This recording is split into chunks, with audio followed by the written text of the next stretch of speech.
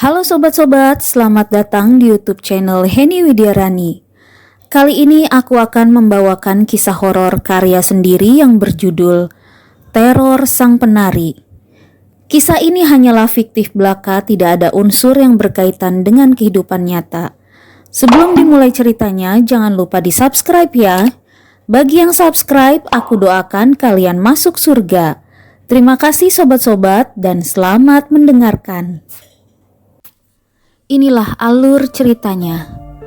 Marni adalah bunga desa yang mekar lebih awal dari gadis-gadis seusianya. Parasnya ayu meneduhkan, tutur katanya lembut, dan setiap gerak tubuhnya seolah lahir untuk menari. Ia bukan sekedar penari ronggeng biasa, tetapi bagaikan roh panggung yang selalu memukau siapa saja yang menontonnya.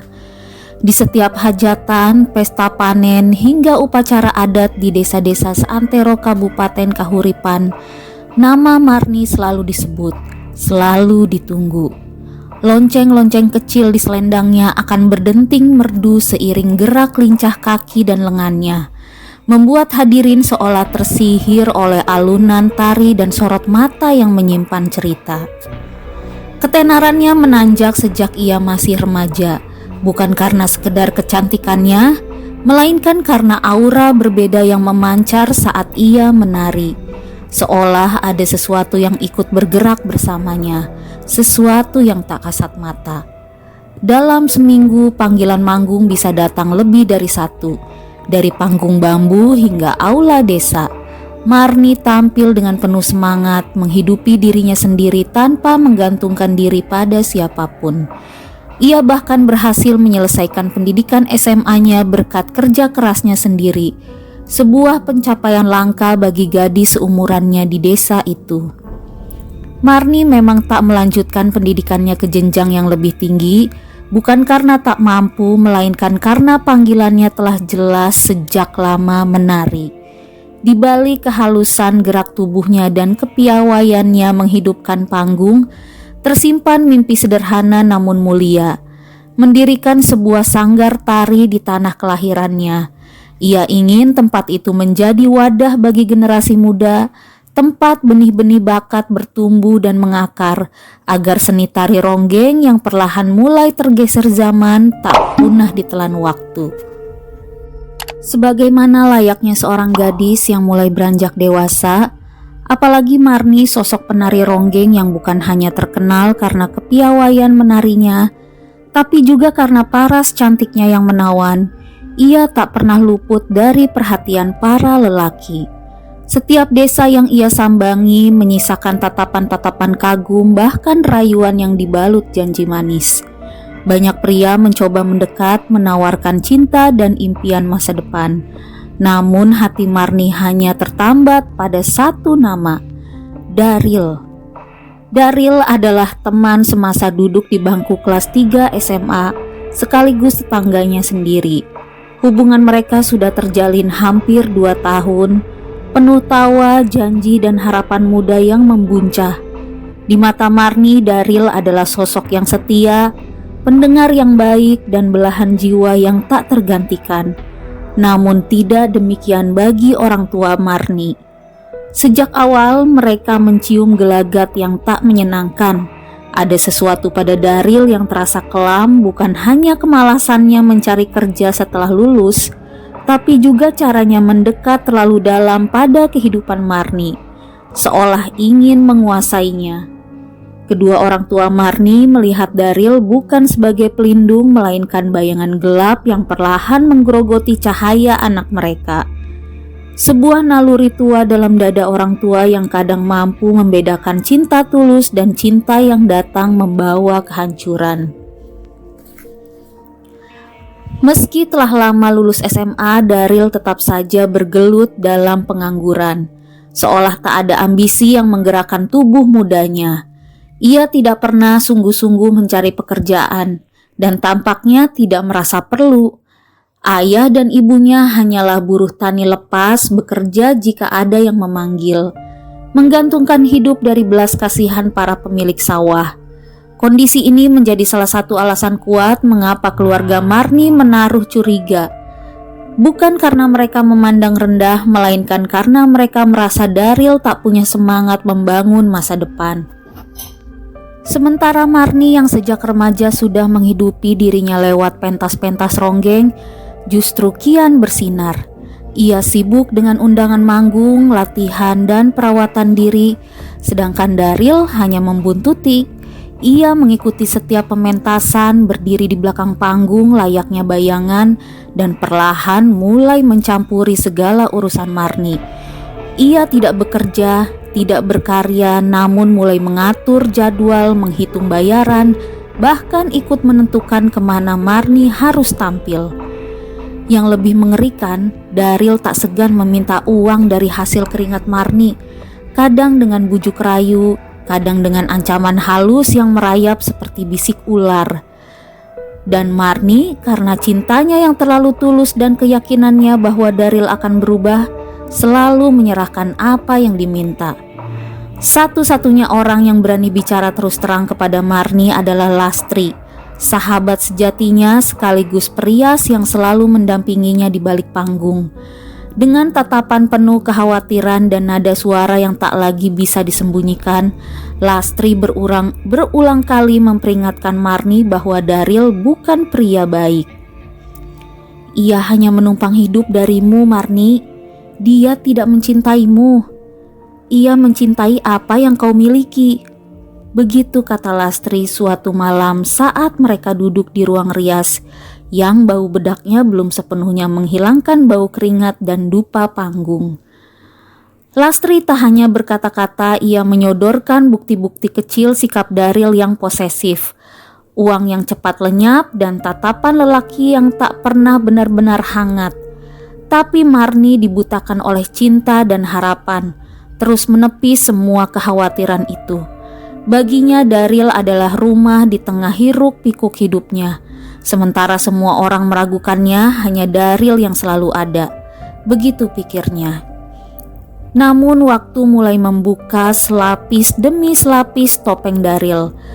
Permintaan uang yang makin sering, alasan yang tak masuk akal, dan sikap memaksa yang mengganggu tidur malam Marnie. Hingga puncaknya, Daryl datang dengan rencana besar membangun sanggar tari untuk Marnie, katanya, demi masa depan mereka bersama. Tapi untuk itu ia butuh uang yang banyak. Permintaan itu menghantam hati Marnie seperti hantaman gong. Tabungan yang ia kumpulkan bertahun-tahun dengan cucuran keringat dan mimpi kini diminta dengan begitu mudahnya. Sesuatu yang tidak beres. Ada bisikan kecil di benaknya, samar tapi mendesak. Selidiki sebelum semuanya terlambat. Gumamnya dalam hati. Suatu malam yang dingin dan berkabut, Marnie memutuskan untuk mengikuti intuisi gelap yang sejak lama menghantuinya. Ia membuntuti Daryl dalam diam, menyusuri lorong-lorong desa yang sunyi. Langkah kakinya tenggelam dalam bayang-bayang pohon mahoni yang berdiri bagai penjaga malam. Detak jantungnya menggema keras di dadanya, seirama dengan kecurigaan yang menjerat pikirannya. Dan di sebuah bangunan reot di pinggir desa, rahasia itu akhirnya terbuka. Dari celah dinding bambu, ia melihat Daryl duduk bersama beberapa lelaki lain. Asap rokok membumbung, bau arak menyengat, dan di atas meja reot itu bertebaran kartu remi dan uang yang saling diperebutkan. Tawa Daryl terdengar parau, seperti milik orang asing, bukan lelaki yang selama ini dicintainya. Marnie tercekat, dunia yang selama ini ia yakini runtuh dalam sekejap. Semua pengorbanannya, cintanya, mimpinya, ternyata hanya bahan bakar untuk nafsu bejat seorang penjudi yang telah kehilangan akal.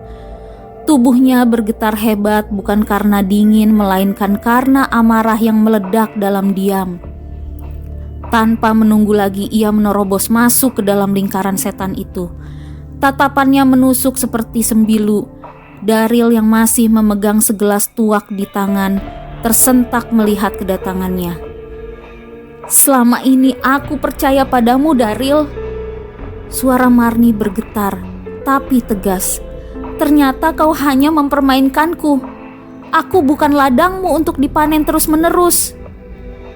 Daryl terdiam, wajahnya membeku, tak siap menghadapi kenyataan bahwa sumber keuangannya hendak pergi. Tapi Marnie tidak memberinya kesempatan. Dengan air mata yang tak lagi bisa ditahan, ia mengucapkan kata yang mengakhiri segalanya. "Kita selesai. Mulai malam ini, aku bukan milikmu lagi."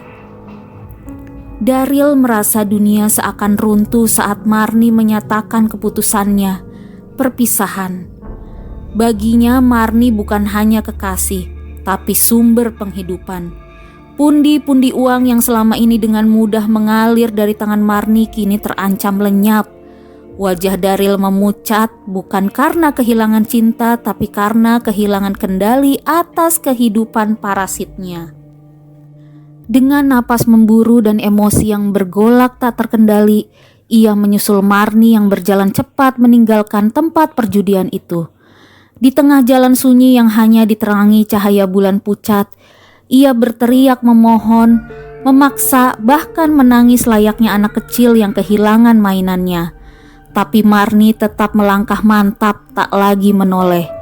Baginya malam itu adalah akhir dari segala keterikatan pada racun bernama Daryl. Dan disitulah batas kewarasan Daryl runtuh. Dengan mata merah membara oleh amarah dan kepanikan, ia melihat sebuah batu besar di pinggir jalan, separuh tertanam di tanah. Tanpa pikir panjang, ia mengangkat batu itu dengan sekuat tenaga dan dengan raungan yang tak lagi manusiawi, menghantamkannya ke belakang kepala Marnie. Suara retak tulang tengkorak berpadu dengan hentakan tubuh Marnie yang terhuyung lalu roboh. Tubuh indah yang selama ini menari di atas panggung itu kini tergeletak dingin dan tak bergerak. Darah mengalir seperti lukisan horor di atas tanah. Daryl berdiri membeku, tangannya gemetar, masih berlumur darah. Ia mendekat mengguncang tubuh Marnie dengan panik. Tapi pandangan kosong dan diam yang terpancar dari wajah gadis itu tak menyisakan harapan. Marnie telah tiada. Panik menyeret akalnya, ia tak bisa masuk penjara, pikirnya. Ia tidak berniat membunuh, katanya dalam hati. Tapi kenyataan tak bisa diputar kembali. Langit malam menatap bisu saat Daryl menggendong tubuh Marnie yang dingin dan membawa jasad itu ke hutan desa, tempat sunyi yang jarang dikunjungi bahkan oleh penduduk setempat. Setelah menyembunyikan jasad itu sementara, ia kembali ke rumah. Tangannya menggigil saat mengambil sebilah golok dan cangkul. Alat yang bahkan ibunya gunakan untuk berkebun kini menjadi senjata penghapus jejak. Ia kembali ke hutan dengan langkah goyah namun penuh niat jahat. Di sana dalam gelap yang pekat dan hanya bersaksi oleh desau angin dan jerit burung hantu, Daryl memulai aksi paling keji dalam hidupnya. Ia mencincang tubuh Marnie menjadi beberapa bagian. Tangan, kaki, dada, leher, semuanya dipisahkan seperti benda tak bernyawa. Wajah cantik yang dulu dikagumi banyak orang, ia rusak dengan cangkul, membuatnya tak lagi dikenali. Aroma darah memenuhi udara, meresap ke tanah basah, menciptakan mimpi buruk yang akan melekat selamanya. Potongan-potongan tubuh itu dikubur terpisah di 3 lokasi berbeda. Ia berharap jika ada yang menemukan tak akan pernah tahu siapa korban yang ia bunuh. Tapi Daryl lupa satu hal, roh yang mati tak tenang akan selalu tahu jalan pulang. Dan Marnie sang penari ronggeng belum menari untuk terakhir kalinya. Ketiadaan Marnie yang tak kunjung pulang hingga fajar menyingsing membuat kegelisahan mengendap di hati kedua orang tuanya. Biasanya sekalipun pulang larut karena undangan menari, Marnie selalu memberi kabar. Namun malam itu berbeda, hening, dingin dan sunyi seperti menyimpan rahasia buruk. Keesokan paginya mereka mulai mencari keberadaan sang putri. Langkah pertama tertuju pada Lastri, sahabat dekat sekaligus perias panggung Marni yang selalu tahu kemana Marni pergi. Namun Lastri menggeleng panik.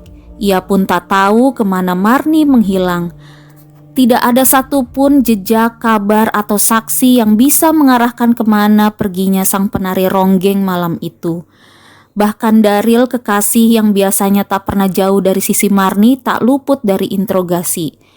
Tapi Daryl, iblis yang menyamar dalam tubuh manusia, telah menyiapkan segalanya.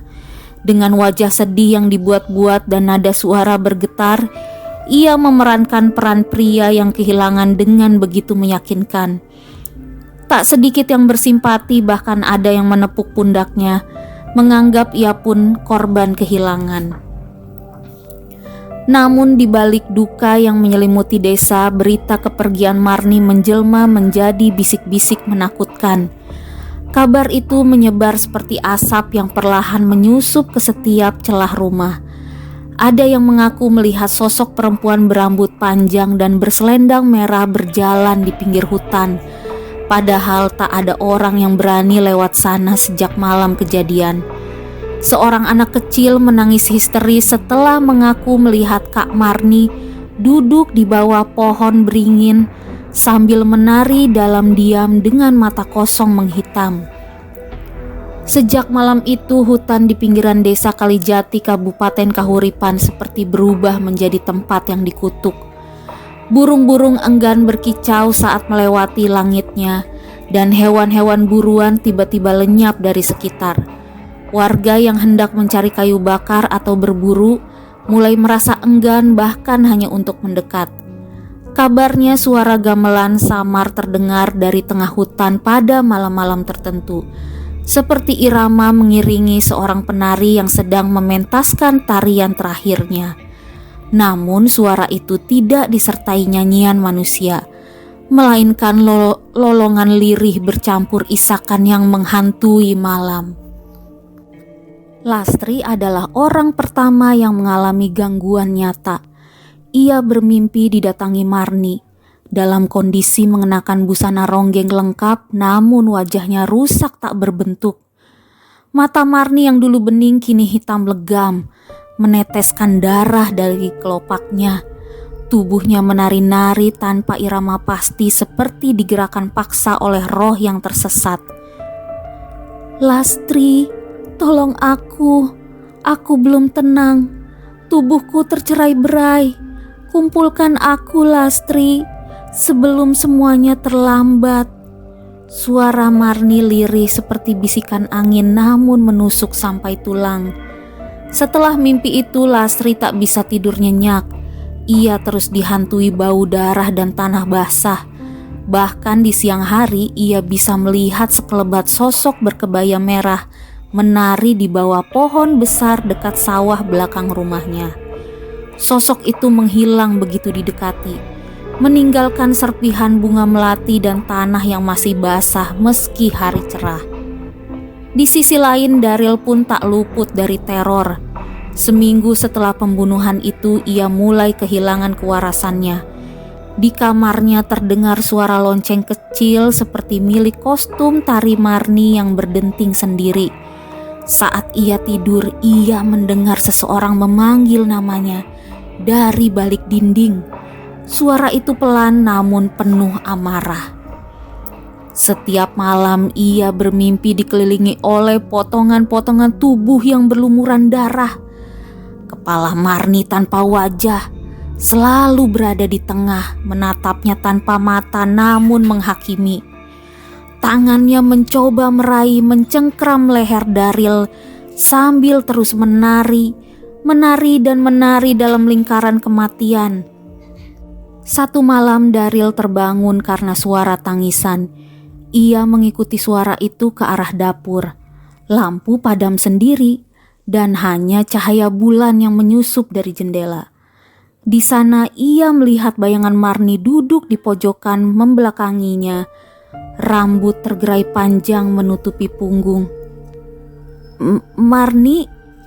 Suaranya bergemetar. Sosok itu menoleh perlahan. Wajahnya hancur tak berbentuk. namun senyum penuh darah terbentuk dari pecahan bibirnya.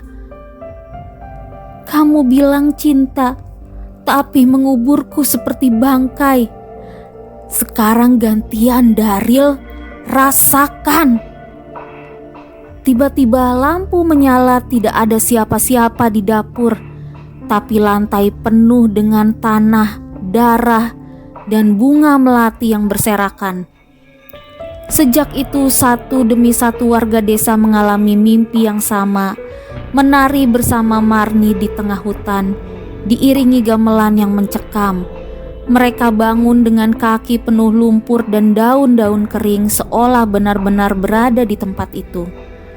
Lastri dan orang tua Marni memutuskan untuk melakukan sesuatu.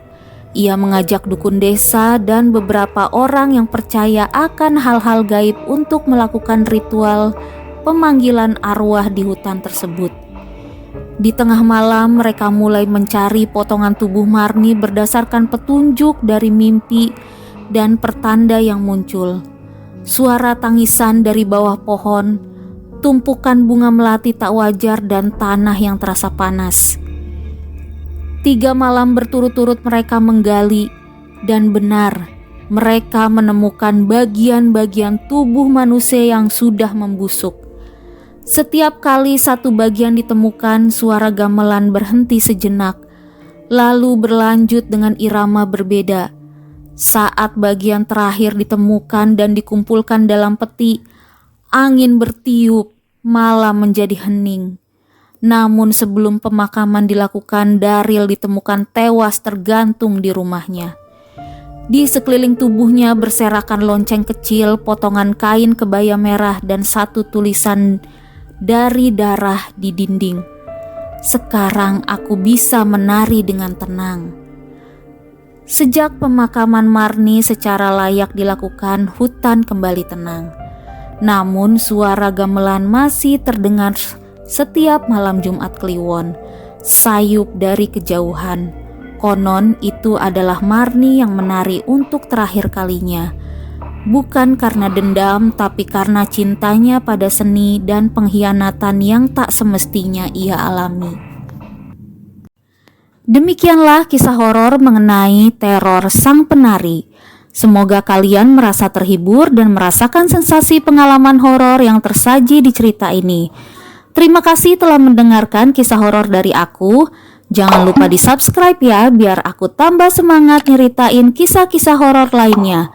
Sampai jumpa lagi, bye-bye.